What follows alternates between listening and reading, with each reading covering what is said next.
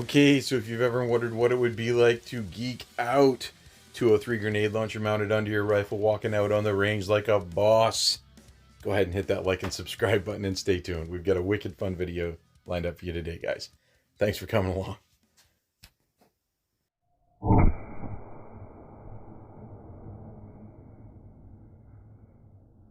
A civilian legal grenade launcher that requires no tax stamp, registration, waiting period, or even background, that can be shipped directly to your door. What? Hey, let's go do some shooting with this beast, and we'll talk some more about it. Stay tuned. Okay, so what we're actually looking at here is two units that I put together. We've got the Havoc, which is the launcher part here. Opens that button right there. We've got the Chaos, which is this rail here. The Havoc can launch to any standard pick rail, but the Chaos makes it a standalone unit. So this can be an underbarrel for any rifle. It's fully telescopic buttstock here, and it's made by Spikes Tactical.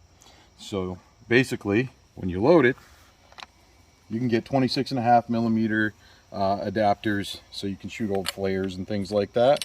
So we'll put in one of those for demonstration purposes. So when you load it, there's obviously nothing in this here, just an adapter. You would put a round in there, load it up, that locks it solid, and this is how you cock it, and then you got your safety there. So that's how that works. I also put a 203 style ladder sight on that. Is it required? Not really. We're going to talk about that a little bit later. We do not use this as a direct fire, but anyways, again, stand by. There'll be more on that later. So even though this looks like a grenade launcher, it's actually classified as a signal, flare, or smoke launcher, and it's chambered in 37 millimeter.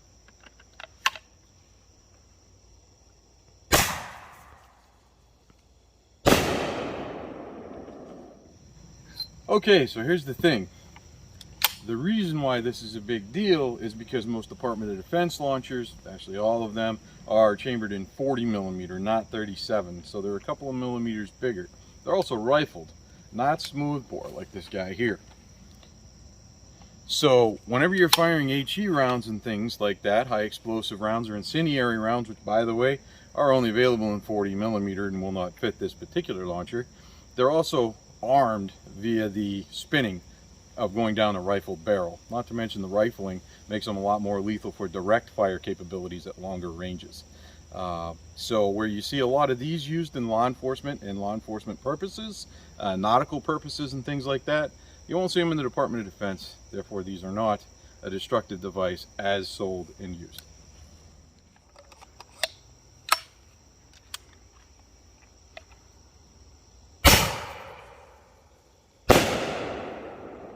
Alright, so here's where things get a little bit tricky. Where these aren't shipped as a destructive device as in their intended use, and that's the key phrase right there. The 40 millimeters, pretty much right out of the box as you get them, as to my knowledge and understanding, are immediately going to be a destructive device just because of the nature of what they are. These, as I said, are used all throughout the law enforcement and correctional communities, and can be classified as a destructive device. There's a lot of things that you can buy that are direct fire, as in meant to be fired at people. Super sock rounds, rubber baton rounds, wooden baton rounds, ferret rounds that are designed to be firing a payload of CS or OC gas into a vehicle or through the wall of a house to deliver the said chemical inside of these things, to stop stop the forward movement of the vehicle, or to clear a house before you enter it. So if you're going to be getting into any of that kind of stuff, we want to make sure that we're doing the proper paperwork and we're not upsetting the alphabet boys, right? We want to be law-abiding citizens, and we want to kind of get our geek on with this stuff and have some fun, but do it legally. So if you're going to be crossing into the realm of any of this destructive device business, make sure you do the proper paperwork. Get your tax stamp, get your background check, and register it as a DD with the federal government. Other than that, bang away and have some fun. So there's a lot of commercially available rounds for these. There's also a lot of information out there on how to load your own. I'm not going to get into that today.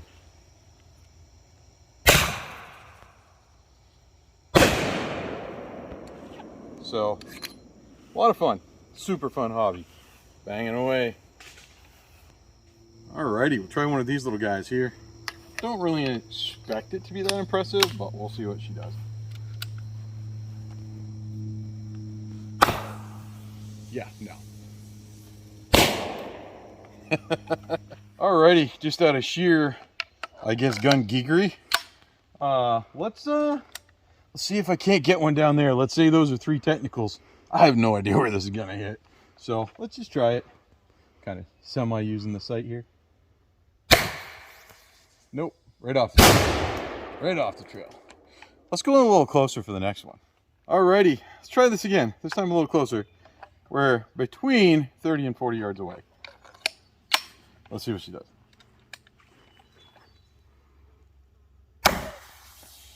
Whoa. Okay, well, that was cool. So definitely not a direct fire tool, as I was saying. They seem to get a lot better velocity when you shoot them up rather than this way.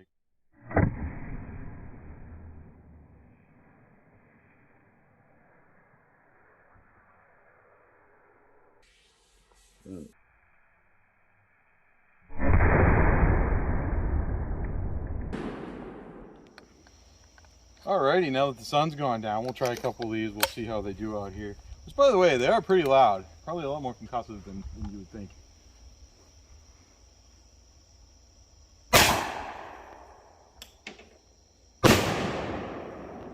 So, that was a pretty bright flash there. Alright. Let's try another one of those kind of firework flash rounds I put together.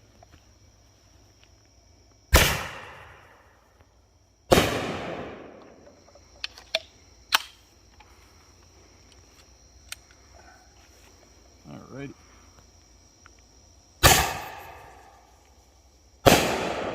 Not bad. Not bad at all. Alrighty, so as I was saying, yeah, kind of a 203, sorta, standalone, civilian legal, air quotes, grenade launcher. So if you don't want to go through all the trouble of getting a destructive device and getting a 40mm, there's a lot of them out there. There's a lot of different brands. I just went with the one from Spike's Tactical. Look at getting yourself a signal, smoke, or flare launcher from Spike's Tactical or any of the other ones out there, chambered and smoothbore 37mm. As I said, you can mount it under barrel on your gun, which is definitely going to get you some comments at the range. Mad props on that. It's not like everybody on your block has one, right? Or you can do what I did. I used to have this mounted under a gun. I had it on a 22 LR at one point, had it on an HKG3 at one point, but it kind of is really heavy. So settled on the old Havoc and Chaos, which, hey, still got the cool factor. Still a lot of fun. Lets me get my gun nerd on. So, hey, don't forget to like and subscribe if you enjoyed the content that you saw today. Thanks for joining us on our zany backyard adventures up here in Maine. And once again, take care, and until next time, we'll see you then. Have a good one. Bye now.